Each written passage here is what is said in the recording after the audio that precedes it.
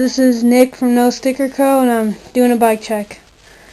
I have the Sputnik Skyline V3 frame, 20.7 top tube. I have the Kink Badger V3 bars, the Odyssey mono lever, Odyssey Aaron Ross grips, Animal bar ends. I have the Odyssey liner slit cable. I have the FBM Royal Crown V2 stem. I have the Odyssey headset, the Shadow Conspiracy Voltus forks, Animal GLH folding tire, the Odyssey Vandero 2 front rim, Mankind valve caps. I have Odyssey twisted PC pedals, Profile GDH cranks, 175mm reach.